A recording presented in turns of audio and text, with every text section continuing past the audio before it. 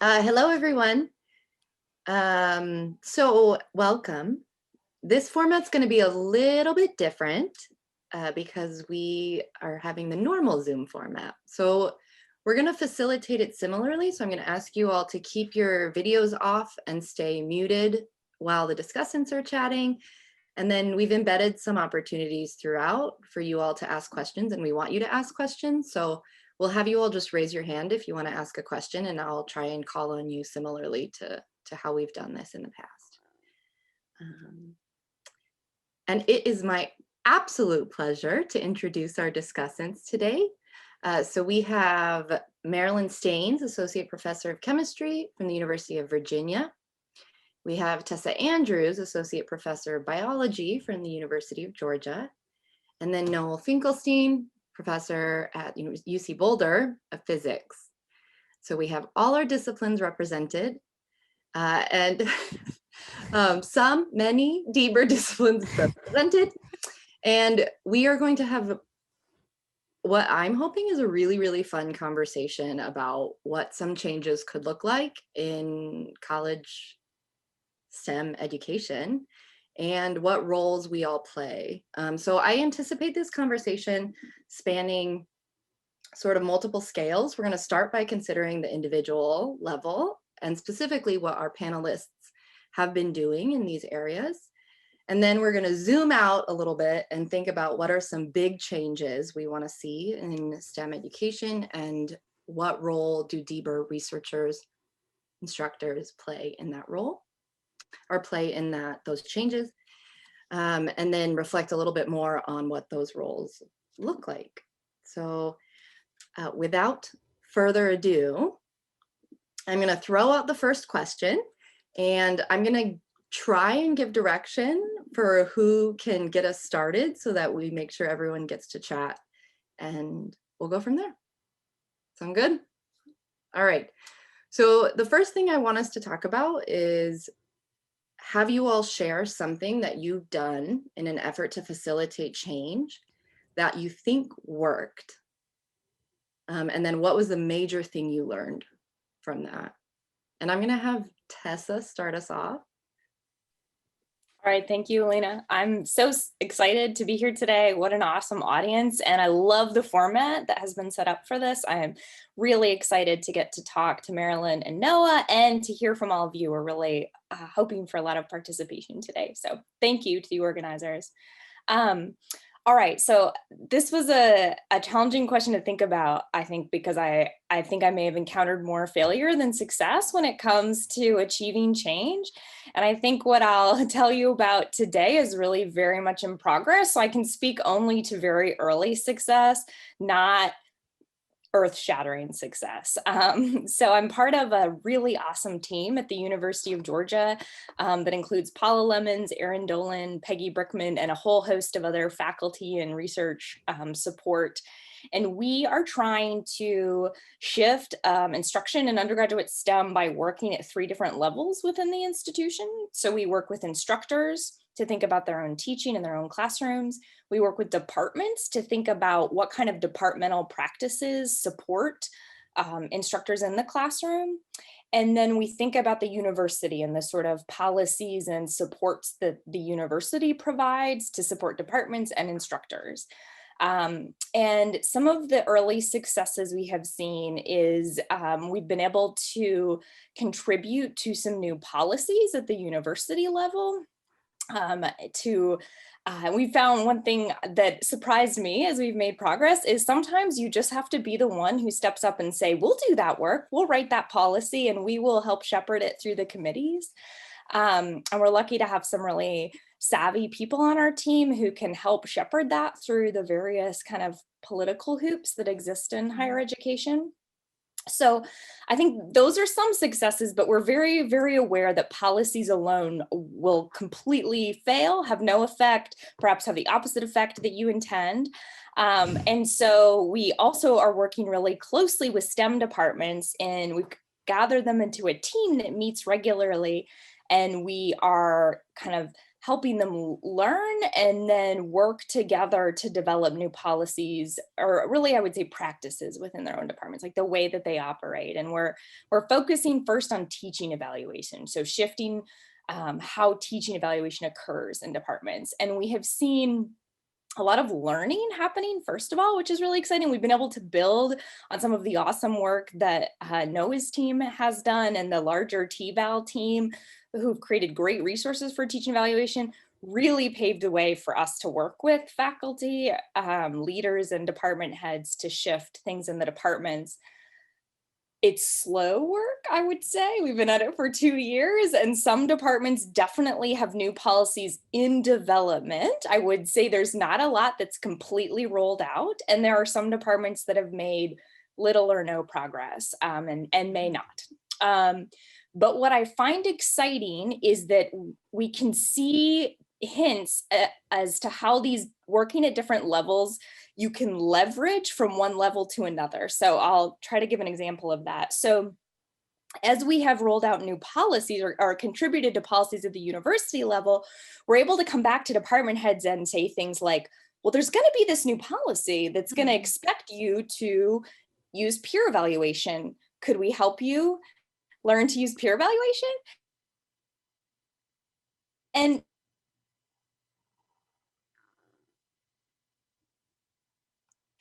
very and they aren't going to prioritize that until they know that they may need. So there's exciting kind of leveraging you can do from the policy to the department level. And then similarly, as you know, as a policy, departments are saying, hey, we support the university level. We need other sorts of policies to support this first policy. And so then when we get into stagnation at the university level, which happens, we're able to say, hey, departments need this. They're asking us for this. And that is sometimes a good push to move things in forward slowly. So I would say I'm really encouraged by working at multiple levels and trying to leverage those levels and kind of find synergies between them. I'll stop there. Tessa, I think you cut out a little bit at the end, but I think we got the I was worried about that. Yeah, what? I think my understanding of the juicy part. That's probably good. It cuts off my RAM. But it's really exciting to hear how you're leveraging change at these different levels. Marilyne, do you want to chime in? Okay, so I'm not asking questions. Yes, I'm just sharing my experiences for now, right? Because I have a lot of questions to ask to Tessa, but I'll wait. Share your experiences and then Okay. Question galore. So this was also a challenging questions for me, because we are working in that realm, conducting projects and trying to understand how we can enact change, but sometimes we don't necessarily participate in the change. And so it's like thinking about the few experiences where I try to create some changes and what has been the effect of those. And so one example that worked, as you said, that I think worked well, which is different than really worked well, was when I was at the University of Nebraska in Lincoln. We started a peer instruction workshop, so a workshop following the the Mazur method. And this was a semester-long workshop. They met every other week for like 90 minutes or so. And what we saw over time is really a growth in enrollment. There was more and more demand for it. At first, we had like, I think 12 people. By the time the last workshop we offered, we had to have 2 different sections in the 2 different campuses with like 10 people or so in each of them. And we saw a growth not only within we started with just chemistry, physics and bio, and I extended to the whole campus. So this is my metrics to say it seems to have been successful. And there's a couple of reasons why we think it was successful. One was because peer instruction is pretty easy to integrate in your course. It's not a complete overhaul of what you're doing. You can sell it as like, instead of just stopping and asking if they have any question, or if you ask them a question, you just switch it to a clicker question. So it's not a complete shift. And so it's easy to integrate in your teaching, and you can just do one per class and you're still on the way to becoming a bit more active. So we thought it was an easy modification to one's teaching. At the same time, the clicker would be becoming more and more popular on campus. Like campus was pushing for that technology. So it kind of synergistically worked together.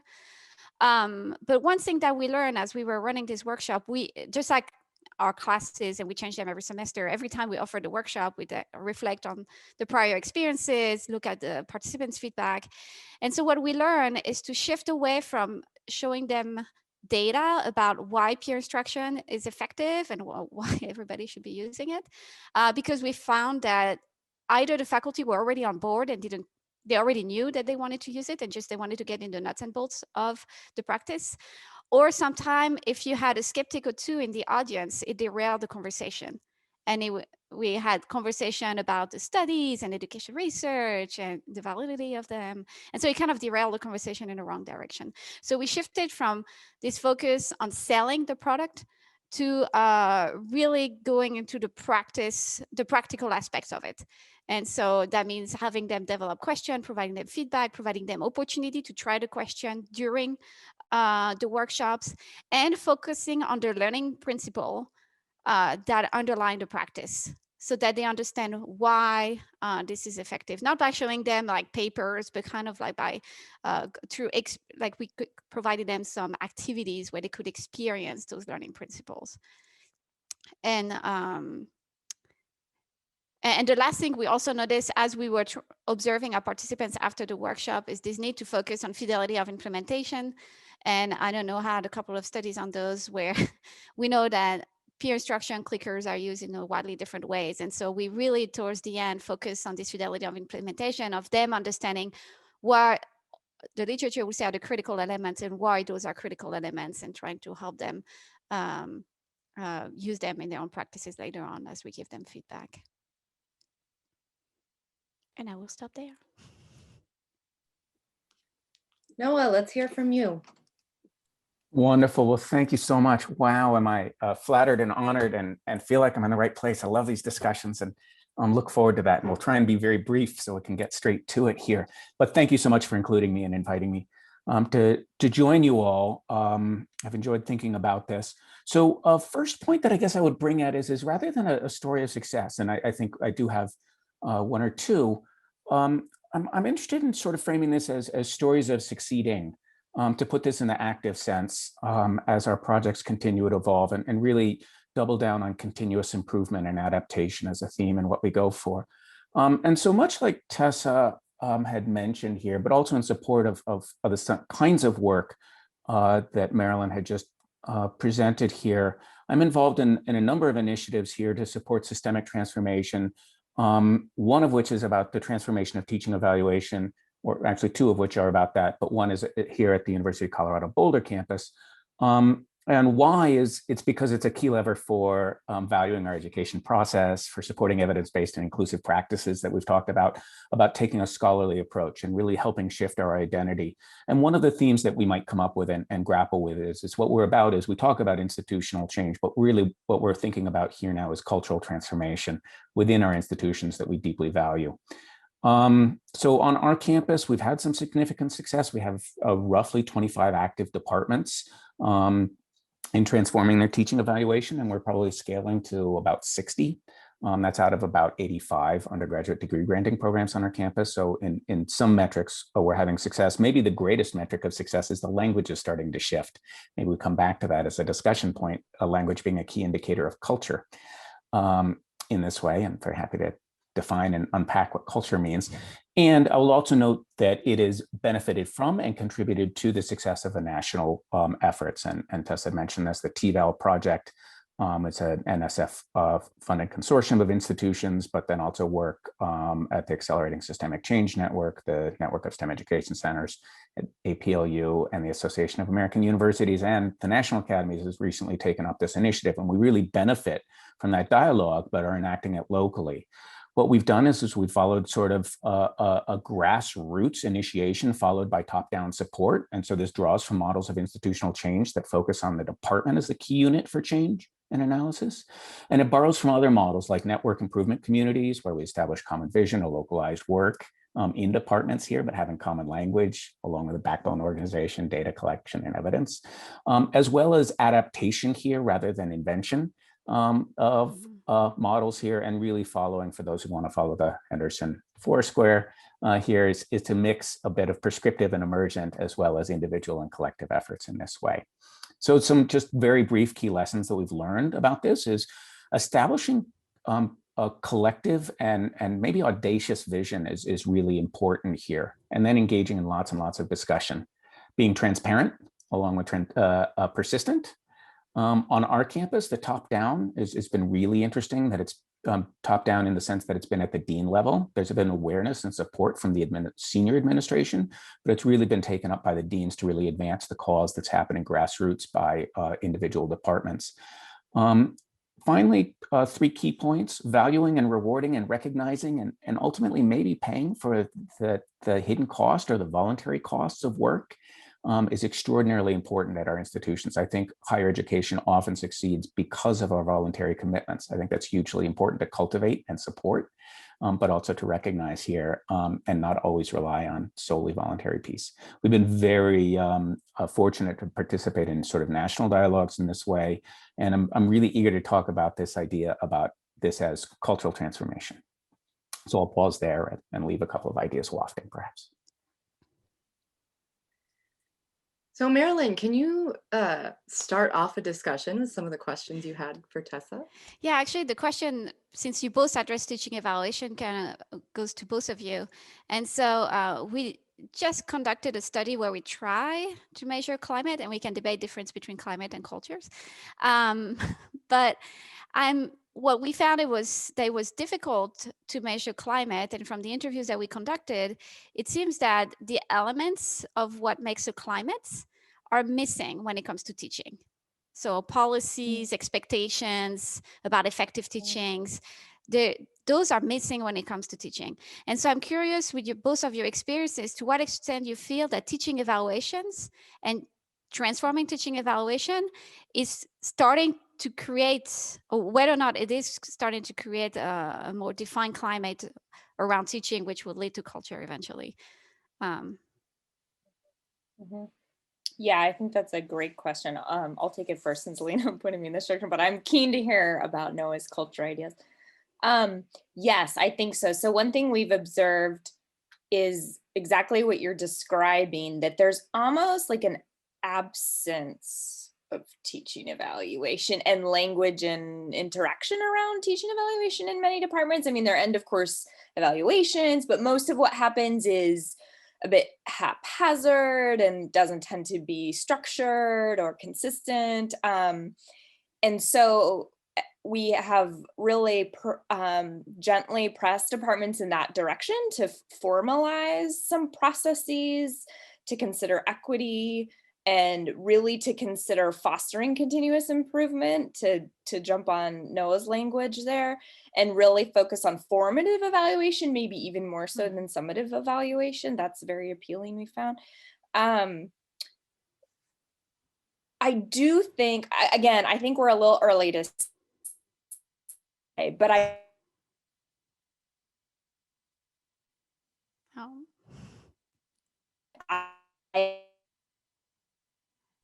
change their ability to talk about these things. Am I freezing again? Yeah. Should we? I seem to only get the unstable message when I'm talking. Right. You might turn off your video when you're talking, although Okay. I like seeing you. I'll do that. So Okay. I'll piggyback on that if that's all right, or do you want to continue? No, please. All right, super. So first off is, it's a great question, Marilyne, and I think what I would say is I think climate is a subset of culture. We can talk a little bit about this, and I'll give you my definition of culture, which is an operational definition that fits very much to this policy of institutional change, I think. But in terms of climate specifically here, I think what we're doing is emphasizing that teaching is a scholarly act, that it is a moral act, that it is an act of personal, I should say professional commitment and should be a cornerstone of our higher education enterprise, and we should restore it perhaps, or centralize it if it was never there, to our campuses. And so that's teaching, and evaluation itself then can be a professional development activity, just as Tessa said, in terms of formative development. Of course, we have to engage in it summatively. We are required to, but we should double down on that. Much of the work of our educational practice goes hidden right now. And that's part of the challenge to climate that I think that we have. Our current evaluation systems tend to not include the broad array of activities that we engage in. As our colleagues at Michigan State have said, that we should ditch the word evaluation and go with reflection. I think that's a fine way of putting this too, which is to say we engage in continuous improvement. We engage in professional activities and reflecting and developing and improving in where we go. I think that that can go to a great lengths to support a healthy climate for our educational practitioners, our faculty, all of them who educate and instruct, and can foster a sense of enhanced climate in our classrooms if we value the kinds of work that makes our classrooms more inclusive, creates a greater sense of belonging, greater form of identity. All of that work has gone either hidden or absent. And so this is a way for us to externalize our value system and support this kind of culture that we want. So I'll leave it there, but of course, can go on and on. So I actually think this is a great place to stop and maybe hear some thoughts from our audience. Do y'all have any follow-up questions on what was done for succeeding?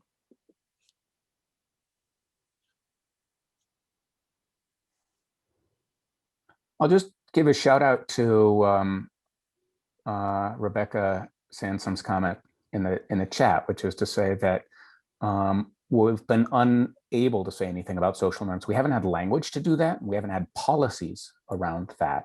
And I think that by creating these structures, we can do that. And then that supports our faculty's engagement in things like the Peer Instruction Institute, at UNL, or other kinds of emerging practices that make our environments better.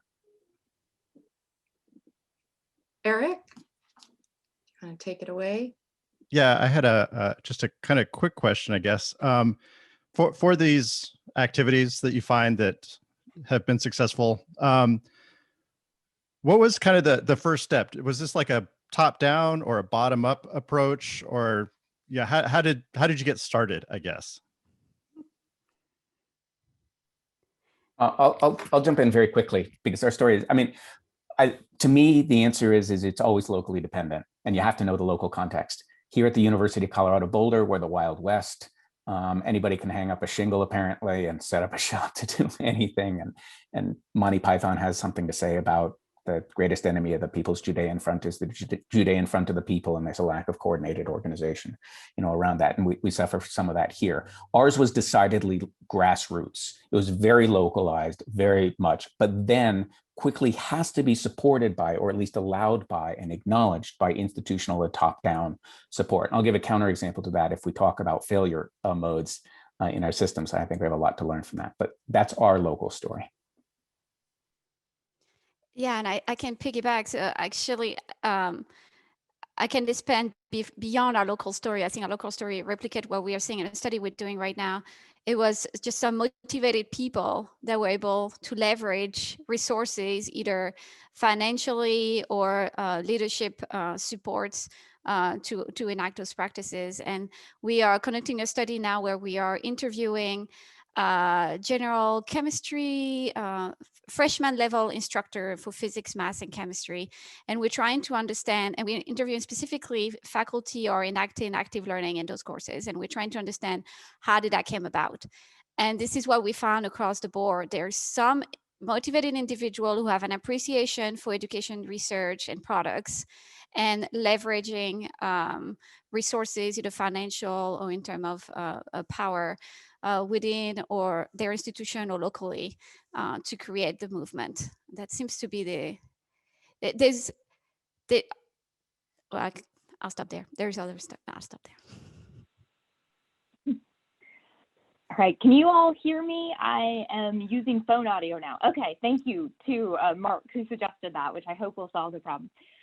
So I think I would second a lot of what's been said. I'll just add one other idea or I think reality of the work that I've done. So we definitely started with lots of conversations among faculty and in pursuit of eventually writing an NSF proposal, which kind of is a great way to bring people together. I will say there was lots and lots and lots of conversation before we put words on paper, and our first grant was not funded. And so then there's, again, a lag before you submit again. But like probably many of your institutions, our institution really values external grant funding. And so in order to submit the kind of grant we were submitting, which is an institutional transformation grant, we needed to have a lot of department heads on board. We needed to have our VP for instruction on board. So the grant was like a reason to start all those conversations. And then when the grant got funded, everyone had already agreed to participate. And I definitely observed that there is a little bit of social pressure for some people to be involved who might not be involved if there weren't sort of big grant dollars associated with it. And so, which may or may not be good. I don't know if those people will ultimately change, but there are lots of people at the table who I think were brought to the table as part of a grant and money. And I think that money helps do work, but the prestige of NSF is also this lever that has proved important for us. Rebecca, can we hear from you? Yeah, thank you. I think this is mostly directed at Tessa. So with this idea of new evaluation instruments, maybe peer evaluation, and what Noah said, sort of externalizing our values, the thing that I wonder is, do we run the risk of kind of narrowly defining what good teaching looks like in a way that, you know, leaves us in 25 years when maybe we will have learned something new, leaves us limited in the way that we might feel now about this paradigm of good teaching as like an engaging lecturer. And so I wonder about that. And I also wonder in what ways, because we've been working on this at our university as well, as part of the like Rankin status process. And one of the challenges has been finding ways to describe good teaching that are universal, that are going to apply in a STEM classroom. And that might look different than it does somewhere else. And so those are some of the issues that I wonder, how did you grapple with those?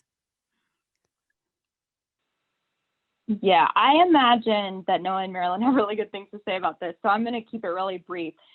So I have seen really great models where the sort of starting place is defining good teaching. I think the University of Oregon kind of took that approach, although I'd have to kind of confirm with the search, and I admire that very much. That is not the approach we opted to take. Because we couldn't find a way to do that we thought was going to be tractable in our context. And so in working with department heads, we defined effective teaching for them as teaching that leads to students learning. And we kept it very vague and simple purposely because we felt like it was a little bit indisputable. And then we moved right to thinking about what practices would allow them to know if students are learning, which quickly revealed for most departments that they actually have little or no data that would help them understand if students are learning in classes. And so we then work with them to develop approaches in their own department. So they are developing or adapting, as Noah says, peer observation protocols, ways of engaging in self-reflection, and we provide guidance, but we don't stipulate the nature of what it is they will pay attention to. So that allows the departments to individualize, and I hope we're helping them get into practices that will be malleable over time. And in fact, we have created a set of what we call target practices that are like really a little bit bigger picture, and one of them is like, you need to collectively revisit this regularly to think about whether it is achieving, you know, what you think of as good teaching.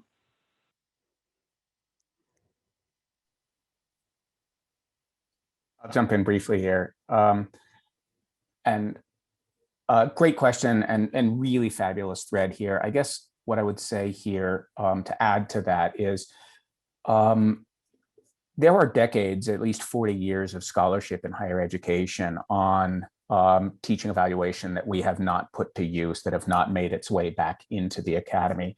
And we can do that. And I think that there's now a time when this is starting to happen. And so what we can do is provide rubrics and structures that inform, a framework that informs what it is that gets localized into departments. That said, I do hope we come out in 25 years and say we need to revisit this, or frankly, part of our process is building into departments that they have a continuous improvement process so that they're never done, but they are doing and they're continuing to succeed and adapt. If I were creating a framework today, as opposed to 5 or 6 years ago when we started to draw on the efforts, we would have centralized diversity, equity, inclusion, justice work. We are now, and we're doing it throughout, and we can talk about that if you want, but the framework would look differently, and it is adapting, and that's what we do. Andy's question in the chat is also one where we would center mentoring perhaps and the development, because mentoring itself is a key practice of teaching. In fact, if you get to Jean Lay's work, for example, it's the archetype of what it is that we engage in as educational practitioners. So those are the kinds of things that we can highlight and realize. And then to go to Ellen's comments about this, and this is exactly, I think, just what Tessa said, is that why DEBRA, or what's the role of DEBRA? I would say there's twofold. So one is it's the disciplines themselves that have to define what the standards and outcomes are that we are looking for. What is a measure of learning? It's going to be different in music than it is in physics, but we have to empower those units to go about doing this kind of work so that they know they should measure learning and that we should value preparation and goal setting. Professional development of our faculty is a measure of our teaching effectiveness if we continuously improve in this way, and that's what professionals do in our ways. So that's one way that DEBRA is sort of centralized, is it provides the R&D for disciplines to be able to contextualize this work. And then the second thing that I would say is one of the great things about the DEBRA communities is they are taking and translating and developing work on institutional transformation. Here we are at the CER community here, thanks to the ACS for doing it, talking about institutional transformation. It's sort of, we are building out and recognizing it. I think we'll get to that in the end. So a couple of comments, and thank you for the discussion points. Christine, can we hear your question? Yeah, thank you. Hi, my name is Christine Lindstrom, and I actually work in Australia at the University of New South Wales. Yeah, hi Noah, this question is primarily for you. So I spent a year at Boulder with Noah's group about 5 years ago, and I was incredibly inspired and educated by what's being done at Boulder. Now, I moved to Australia 2 years ago, where I've set up a physics education research group at an institution that has never had any DEBRA groups in the past. So this is, it's very new, and a big part of the beginning is essentially legitimizing this work, as I'm sure Noah's familiar with. And I am working on, institutional change, focusing on the department first. And definitely culture is a big part of that, because even talking about learning goals or student active learning are massive, question marks being raised and people wondering what planet I come from. So in this process, there's a sensitive period now in the first few years in terms of showing the value of, of what the greater community has known for quite a while, without being shut down and having doors closed internally, preventing me from continuing this work.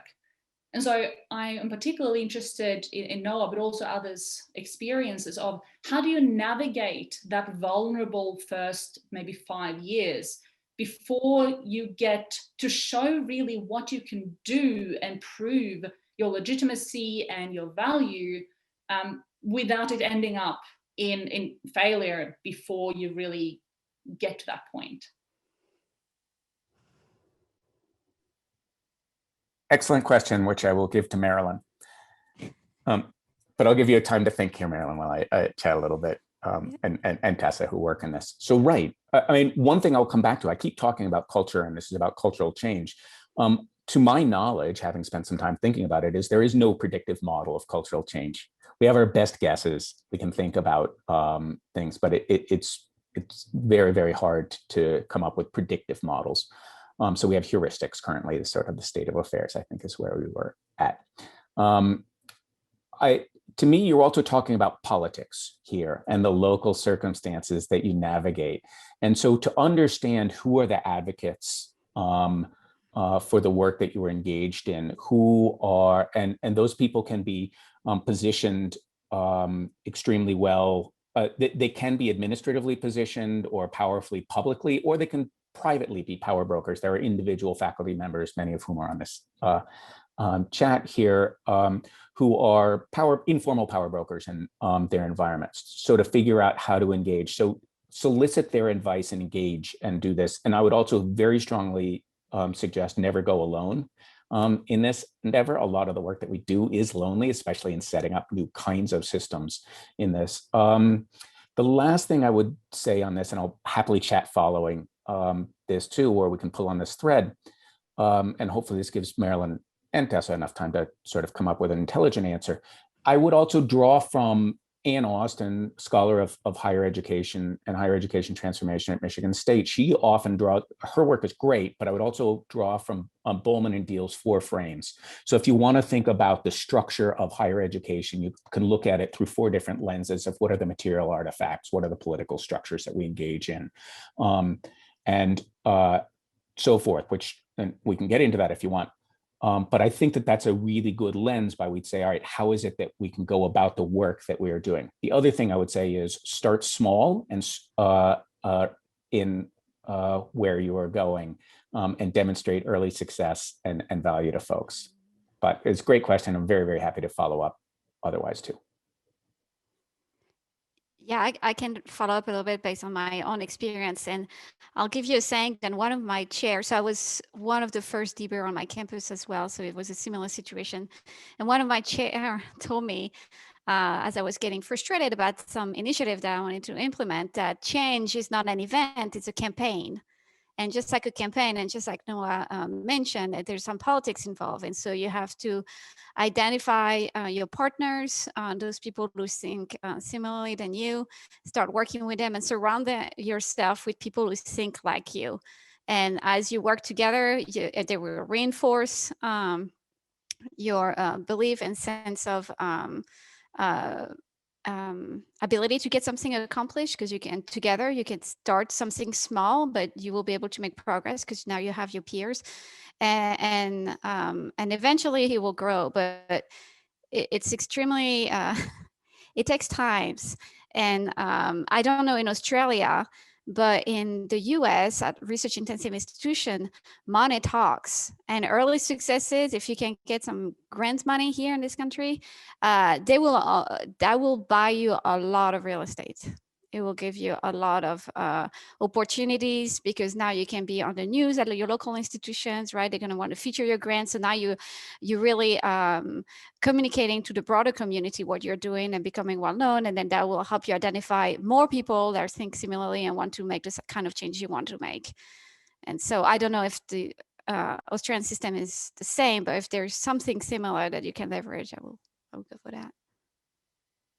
To dovetail on that, just because Tessa brought this up to NSF and Marilyne, no question about it, money talks, especially now at these institutions that are so strapped in these ways. But there are lots of other forms of cultural value to align with. I mean, one of the great strengths here in the States, this doesn't help in Australia, but maybe it would, is the Association of American Universities, which is historically I would actually say, has contributed, I think, not intentionally, but knowingly, to the problem of having research reign at these institutions. It is now proactively shifting and trying to value and really emphasize the core mission of educational practice. And it is one of the drivers behind our own local efforts, but also the national moves. And to have those kinds of organizations or the national academies backing this sends messages to all stakeholders that this is core work, and this is the kind of work that Christine should be doing to advance the system down under. Yeah, thank you. There's definitely a bit of a chicken and egg situation here, where it's hard to find any grants to apply for, because the field hasn't been big enough that anyone recognizes that there should be grant money available. So yeah, I'm kind kind of trying to work for having DIBA as a recognised and legitimised field code within the Australian Research Council, so that that is seen as a direction to apply for money. So I think this is a nice time to transition to what you have learned from your failures at trying to implement change. So I'm going to request that Noah tell us about a time you tried to implement something and you don't think it worked, and what you learned. Oh, there are so many options to choose from.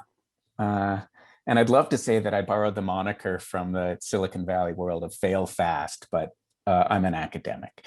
But indeed, I guess what I would say is, I love this institution that I'm at. I think it's a magical place, the University of Colorado, and higher education itself more generally is instrumental. I was a little bit naive coming into this. So early on in the late 2000s, early 2010-ish, our campus made a bid for cluster hires. And this was, and speaking to Christine's last point, is this was very clear that there was writing on the wall that DIBA was going to be an explosive community, and it's certainly bearing that out now. And it was very clear that it was growing, with the DIBA report being conducted, and PCAST was about to issue its report from 2012. And so there were a group of us that created a proposal for a cluster hire through a newly formed center or a forming center for STEM learning on our campus, to hire a cluster hire of faculty, which made all kinds of sense. And our campus specifically said we wanted to engage in interdisciplinary work on our campus and wanted to do cluster hires to those ends. And so we had 5 different department chairs sign on and create a proposal, and very much of a grassroots movement. And it didn't go anywhere, repeatedly. And so what did I learn from this? Well, there's another version of this where I've worked in policy and learned the hard way the difference between national, and this is true on our campus, is the distinction between policy and politics in this way. And so my sense of this, what did I learn? Having a great idea really matters. I think that it's hugely important. And I believe that good policy outlasts bad politics. And I'm not claiming there was bad politics on our campus, but having good ideas and waiting for the right time for that to come around is a really good sort of approach. What we missed was we did not align with the true campus priorities and trajectories. We didn't do the politicking in advance. We went in through the front door of the application process and dropped our application into the administrative entities without doing, frankly, what I would now consider, blame me for not doing due diligence to go say, all right, let's go lobby this. Let's talk to the people. Let's align the power brokers and stakeholders at the top who are ultimately making the decisions and the directions. We did not align an institutional champion at the top to say, aha, this is the kind of thing that makes all kinds of sense and will advance our institution. So successively, I've learned from that. And it doesn't mean that you have to have backroom dealings with folks, but you have to have sort of explicit discussions with people. And it's insufficient, I would say, quite often to have really good ideas and a good group of people willing to work on them. So I'll pause there. Tessa, can you chime in? Yes. So I think the failure, maybe it's a series of failures. I began certainly with what I now know to be naive idea that people would be convinced by data to change their teaching, to change policies. I thought scientists love data. If I show them great data, they will change their minds. And that's not true. It's not true at all in my experience. I won't rule it out as ever possible, but I don't think it is what happens most of the time. I think this echoes some of what Marilyne said she learned in her experiences with the peer instruction workshop. So I think I've learned to handle that in different ways. So I think I've learned that people like stories. People like to hear from people they trust and value their experiences. And I think that at whatever level we're talking about, you'll have a lot more traction if you can leverage people's needs.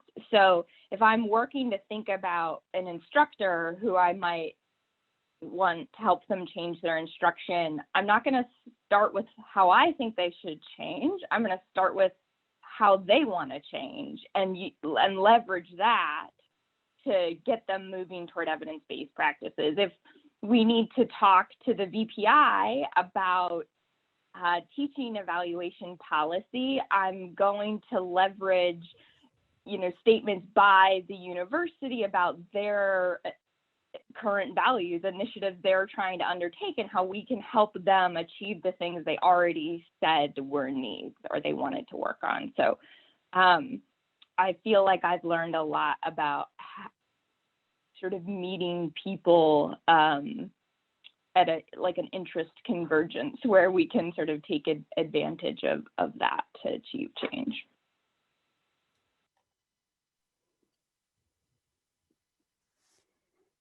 So I guess it's my turn now. I'll take a slightly different approach, maybe. I think some of you may know I'm involved with the new faculty workshops in chemistry. I have been being the evaluator from day one and working side by side with them. And we all know that there's very limited training for faculty for faculty in general in STEM in terms of teaching. And so I was extremely excited and extremely hopeful about those 2-3 days workshops that introduce new pedagogies to this faculty. And I thought they were going to revolutionize everything. And although, so I'm not going to say that they do not work. I'm just saying they're addressing the tip of the iceberg, right? So they're providing them basic knowledge about pedagogies that none of them have. And that's a necessary knowledge that they need to have in order to think more deeply about their teaching and start thinking about how their practices could shift. But there's so much more that needs to be done. And you quickly realize 2 days at the beginning of a career is not enough, maybe not the right times. Definitely should be follow up with multiple more professional development opportunities that address assessment, curriculum design, diversity and inclusion. Some of these should be embedded in the discipline, right, in the content that we are teaching, so that you start to see an interconnection between assessment and how you teach particular concepts and why you would use this strategy to teach that particular idea. So it's realizing that it's scratching the surface, but we need to do so much more that it seems almost like impossible. We all know that new faculty, we've all been there. It's challenging during those first years and you're overwhelmed.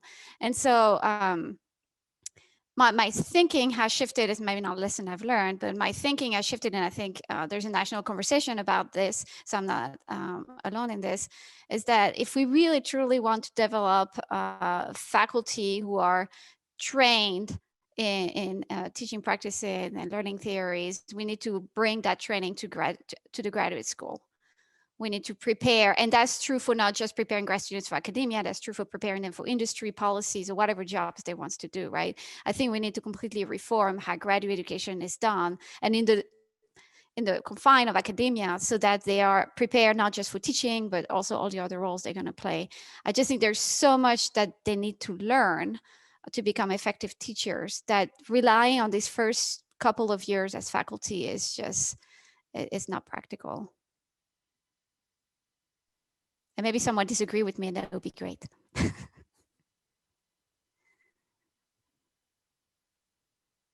I would love to hear from Noah or Tessa on that.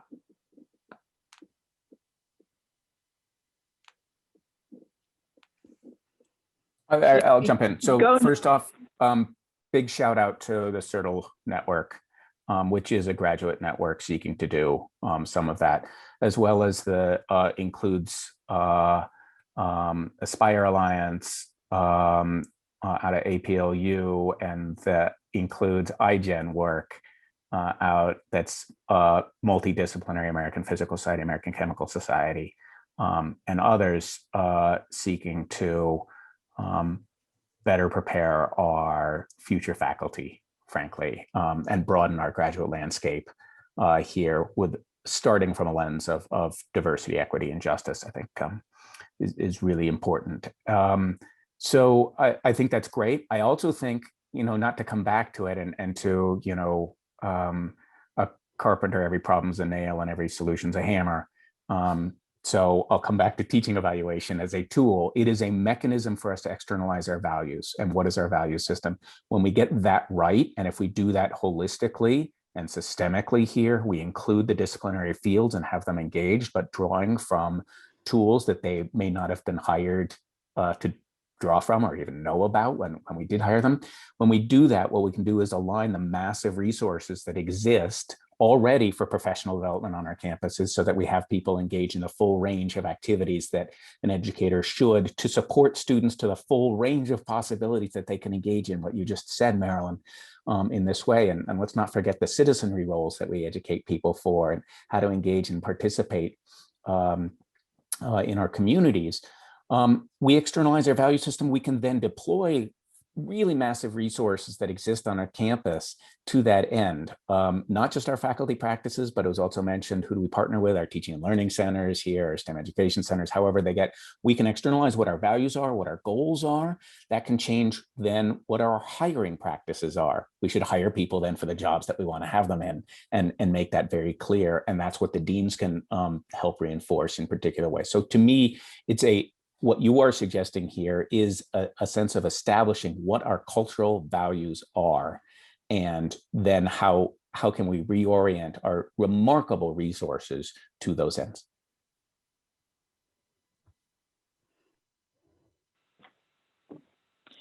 I really like that you brought up hiring, Noah, because I like to think about this as like, maybe it's because I'm a biologist, like the lifespan of a faculty member, and how would we change things at every step to support them and prepare them to be engaged teachers who are continuously improving. And I would agree with Marilyne that absolutely has to start in graduate school and continue in postdoc years. But I think those everything that happens around faculty hiring and those first formative years are also critical, because I feel like there's a lot of messaging that faculty are getting, whether we intend it or not, in our job ads, in the way that we interview them, what we ask them to do during that interview, and who talks to them, and what do those people say. And then when they arrive, what is the department head telling them they should do? If they're getting mentors, what are those mentors saying? What about in the hallway when they say they are going to apply for a teaching support program? Like, are faculty telling them, oh no, don't do that, you need to get your lab set up? Or are people saying, oh, that's a great way for you to get started in your teaching? What kind of mentorship who's coming to see their class? Is anyone coming to see their classroom? Is anyone giving them any support? What are they encouraged to get? So, which is exactly what you're saying, Noah. Like, our culture will have to entirely shift for that whole spectrum to change. But I like to think that we can, we don't have to wait for it all to shift. Like, we can move parts and bits at a time, and then eventually, hopefully, we'll find ourselves at a place where many of those aspects are different. I'm not disagreeing, Marilyne, because I completely agree that graduate students are really important.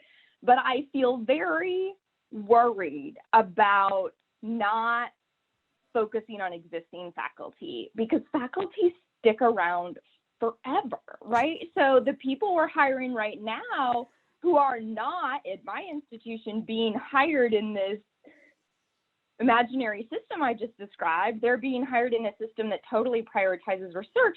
They're going to work for the next 30 years. So though I want to change graduate students, I feel this intense responsibility to figure out something for faculty that are already in their roles too. So I don't know. That's not I don't have a solution. Just something Yeah, and I was maybe a little bit extreme in my life. We forget all the faculty. I agree, they're there forever. I mean, another aspects of the system that we maybe have not talked a lot about is the leaderships, right? Like those hiring decisions are made by chairs, are made by deans.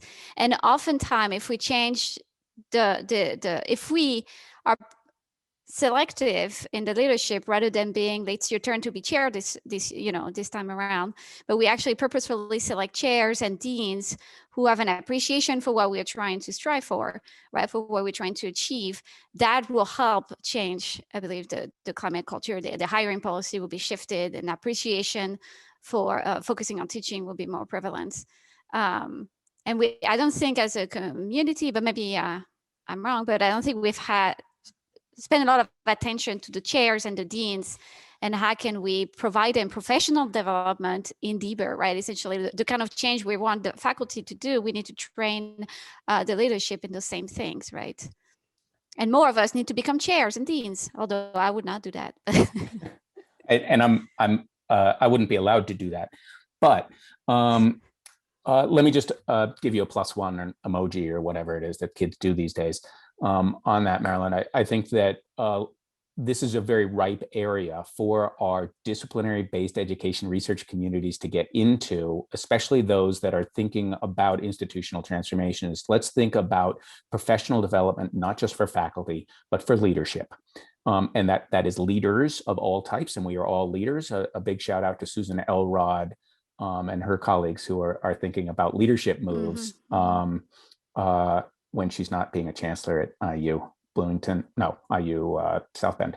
But I think that's hugely important. And some of the people who make the most influential decisions on the ground, as we identify, at least at research focused institutions, departments are key units of change. They're not the only places, and research universities aren't the only types of institutions, of course, but the least professionally developed administration, in my view, in looking at some of this and through our departmental action team project and the like, has been our faculty chairs. And so deans get more training, administrators get more training in all of this very explicitly in professional development. I think our chairs can too, and I think that's us. And I'll double down on voting for you for chair, Marilyne. Michelle, you have a question here? Yes, hi.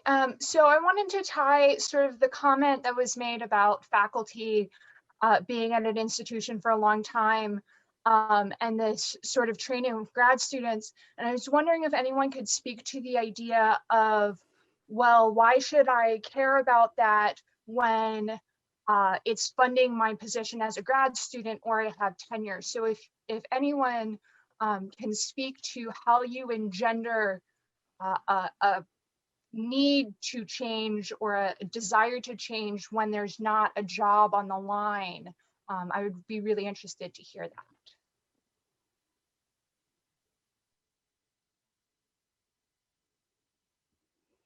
Can you clarify a little bit further? So this is, how do we engender change and support from our tenured faculty to support the development of graduate students? Is that the question?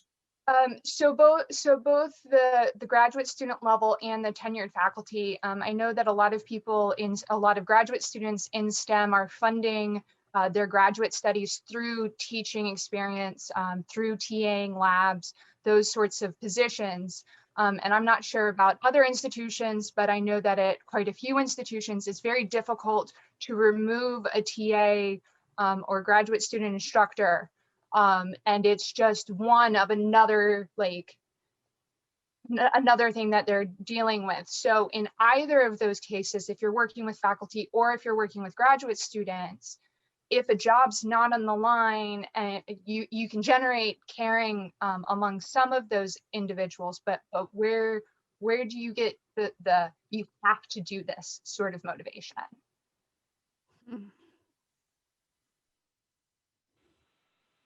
All right, I'll say something quickly.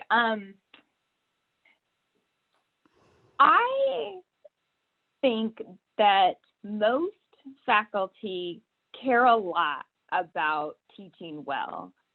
Not everyone, but most people. And so I don't think there has to be a job on the line always if you can help people see the ways in which the things about their teaching that they're dissatisfied with and might want to change. And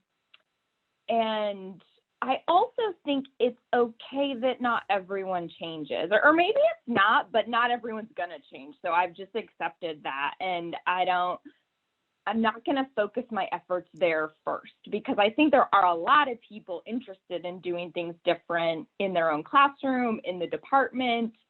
And if you can get a critical mass of that, maybe the other people will just be quiet and get out of the way.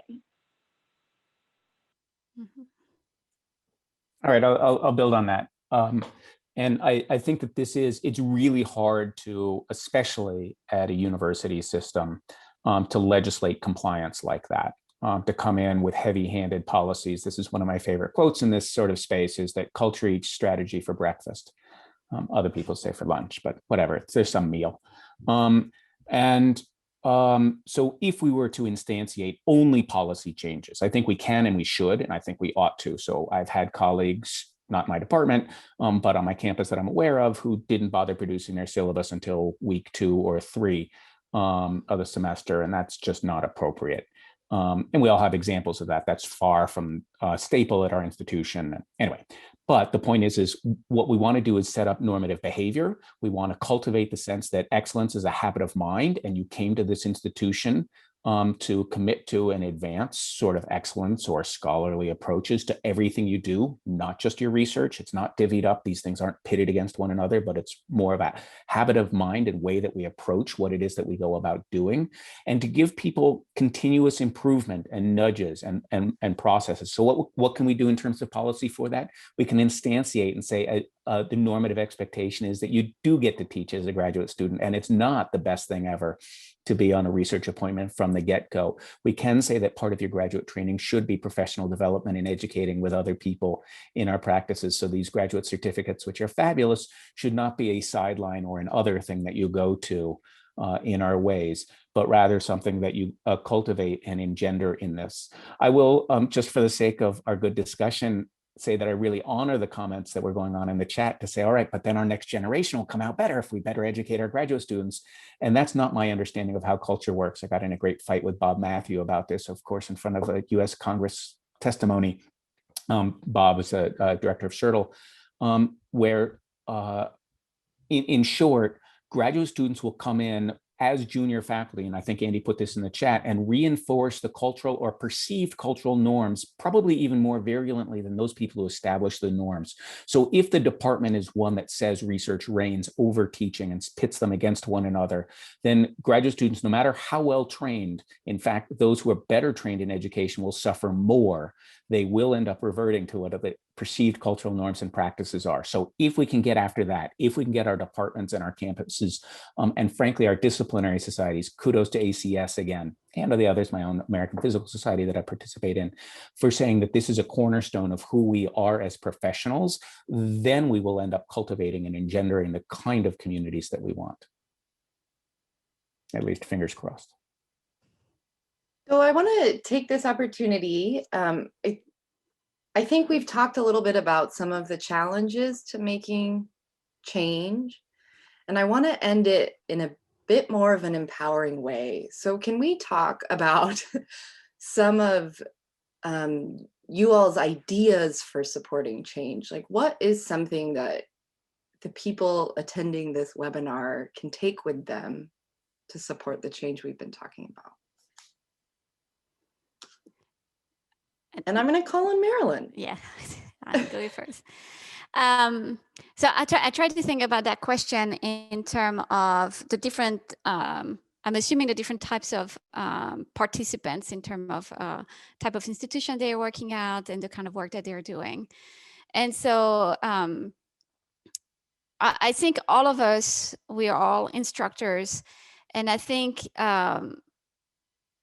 sometimes the conversations that we have during these webinars when we talk about institutional change seems kind of like overwhelming and requiring skills, maybe knowledge that you may not have because you're not versed in the research or you're not breathing and thinking about this all the time. But there is like definite ways that we just as instructor, if we are not doing any research, we can start to promote the change that we've been talking about. And I believe it's very simple. It's just talking to each other about teaching.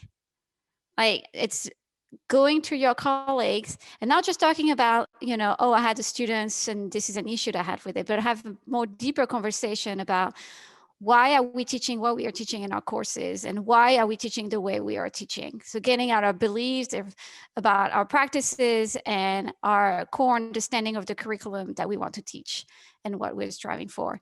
And trying to do that with, and that's the challenging part, with colleagues that you obviously know you have a similar ways of thinking, but also with colleagues that you don't have similar ways of thinking, that are thinking differently than you. And I believe that if you orient the conversation around content, even the people who are skeptics maybe about active learning or some of the changes we're talking about, they will engage in a conversation about content. And that could be a starting point to have more and more meaningful conversation over time about changing maybe just the curriculum, or maybe changing the curriculum and along the side with pedagogies, and hopefully eventually leads to maybe a bigger change. But just having conversations about teaching, which we know from various research, Tessa's and others, that we do talk about teaching, but having maybe a slightly deeper level conversation about the whys of the curriculum, the whys of our practices, I think could be a first step to lead to change.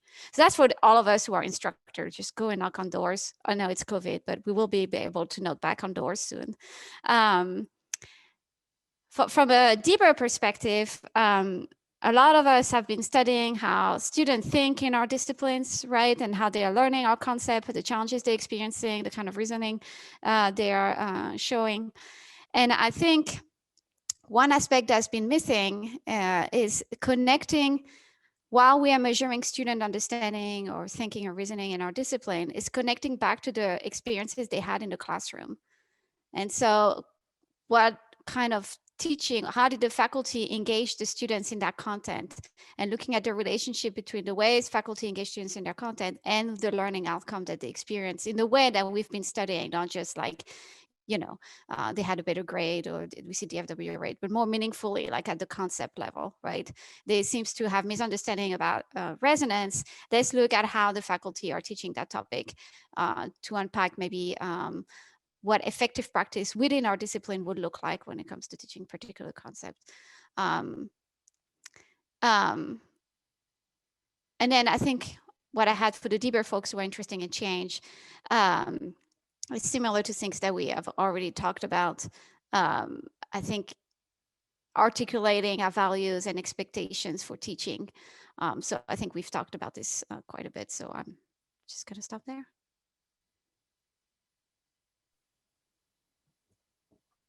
All right, well, maybe I'll jump in and what Marilyne said and what Tess is about to say.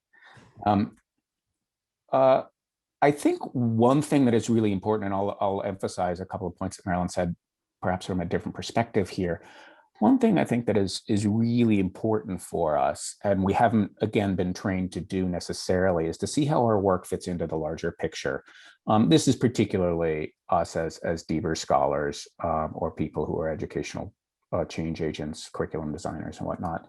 And so I mean that in two ways, or flip sides of the same coin here, is to see how we fit in the larger picture. So one is we don't have to work holistically in our efforts, or even systemically. I'm very happy as a physics education researcher to also be doing work on studying student quantum ontological commitments.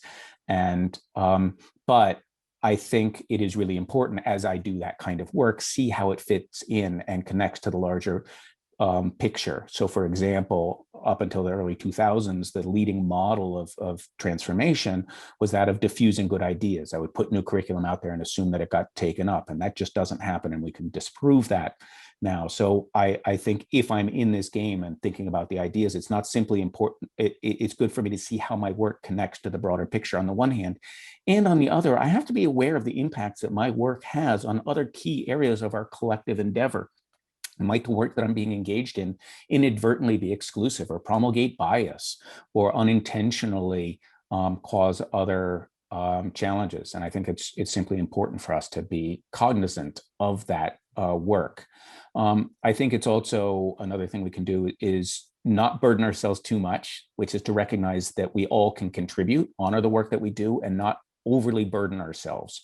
We are not the only ones responsible for education or educational transformation. There's a little too much hubris in that that comes sometimes in our communities to say that they were the only ones at the table here. That said, we should be key contributors as educational scholars within our disciplines.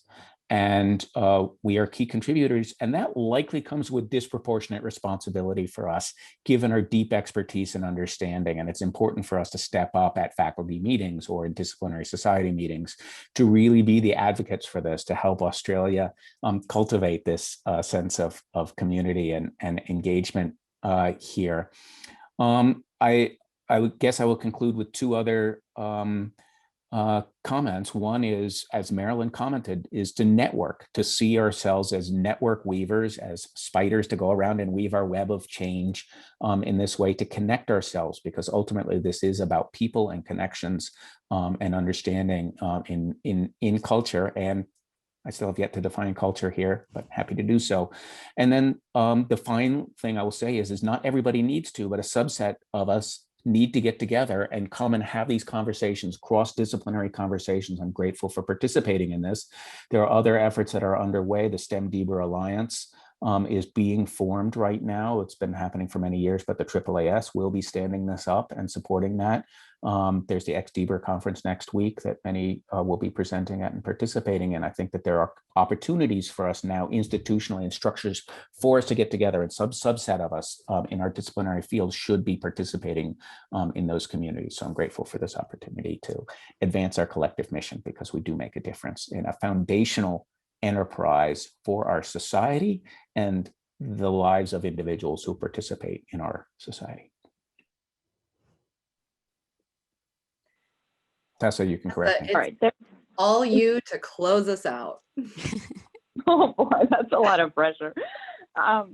Okay, I'll just echo Noah's call to share stories and talk. I think one thing I've come to realize as a researcher is that each project at an institution is essentially an N of one, and it's highly contextualized. And I feel like in order for us to learn more about what facilitates change, which is in no way to imply that there's rules we can apply everywhere, but I hope there are things that can apply in multiple places, that what work we've done, the theory we've grounded it in, the data we've collected, it has to be disseminated. And it's slow work, and it's harder to think about how to study it compared to other things. And so I think there are many things that contribute to this work maybe not being published as often, or maybe it's just a time delay and there's going to be a flurry of wonderful papers in the next few years. I hope that's true. But